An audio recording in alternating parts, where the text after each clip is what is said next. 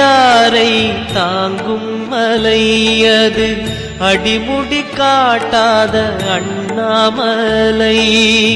கிரிவலம் செய்யும் அடியவரெல்லாம் மனக்குறை நீங்கி வளமொடு வாழ வரம் தர ஏங்கும் குருமாமலை அது கருணை குருவாழும் அண்ணாமலை. சிவனடியாரை தாங்கும் மலை அது அடிமுடி காட்டாத அண்ணாமலை.